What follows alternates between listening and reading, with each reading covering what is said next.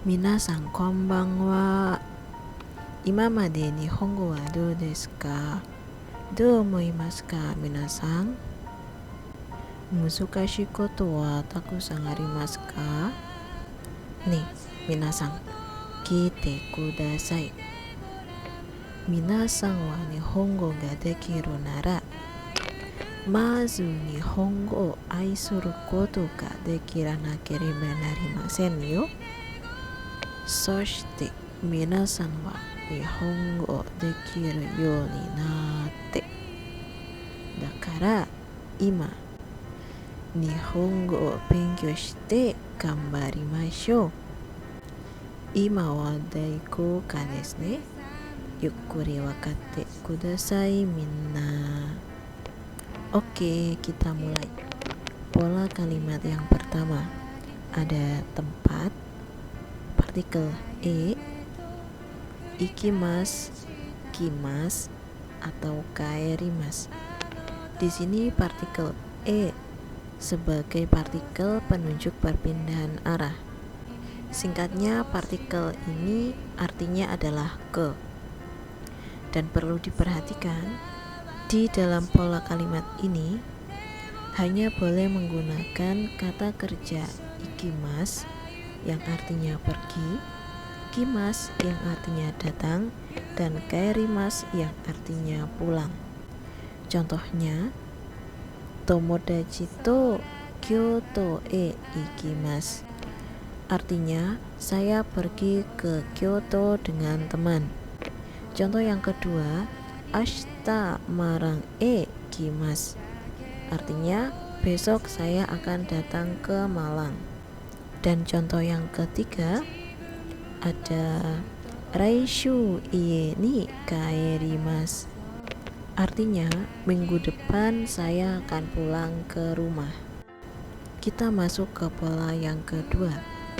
Ada doko e partikel mo, ikimasen, atau ikimasen deshita. Di bab awal kita sudah mengenal partikel mo yang artinya juga. Dan sekarang kita bertemu lagi dengan partikel mo yang sebagai partikel digunakan untuk menyangkal kata tanya secara keseluruhan. Arti singkatnya adalah nani-nani pun. Contohnya, ototoi wa doko e mo ikimasen deshita. 2 hari yang lalu saya tidak pergi ke manapun. Contoh yang kedua, heya ni dare de mo imasen. Di dalam kamar tidak ada siapapun. Contoh yang ketiga, saki kara nani mo shimasen deshita. Dari tadi saya tidak melakukan apapun. Ingat ya minasan, di pola ini kata kerja selalu menjadi kata kerja negatif. Seperti yang sudah kita pelajari di bab awal, kata kerja negatif rumusnya adalah kata kerja ditambah masen. Pola selanjutnya adalah kendaraan, D ditambah kata kerja ikimasu, kimasu, atau kaerimasu. Di sini partikel D adalah partikel yang digunakan sebagai penunjuk sarana atau cara. Maka partikel D bisa berartikan dengan naik atau dengan.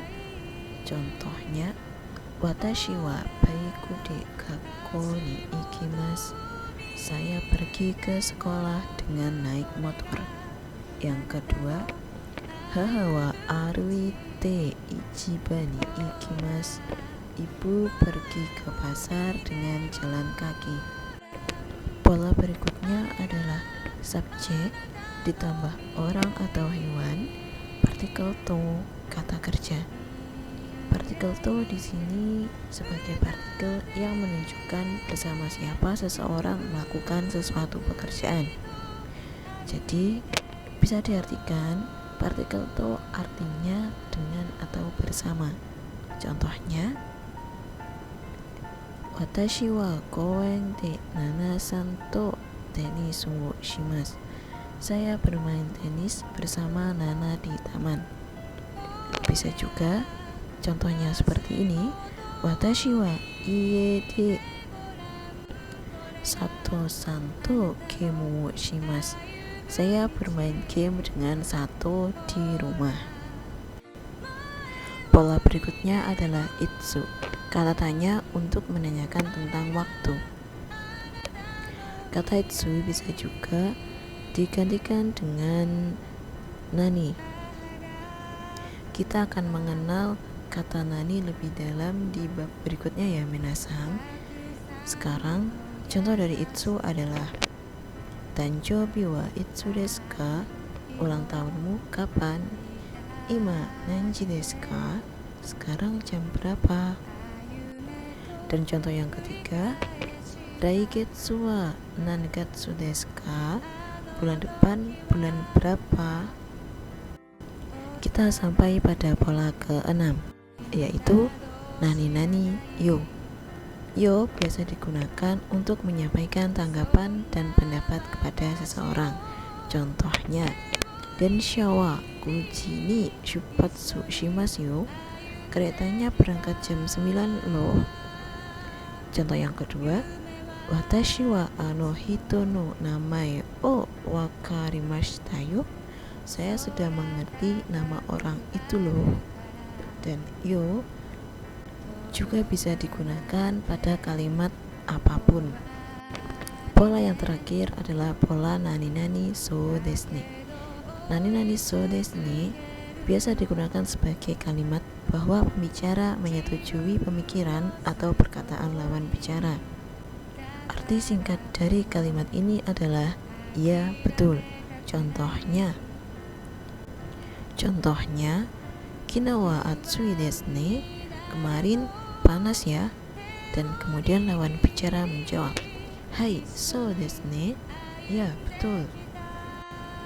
Ja, imamade dou desu ka minasan? Kantan janai?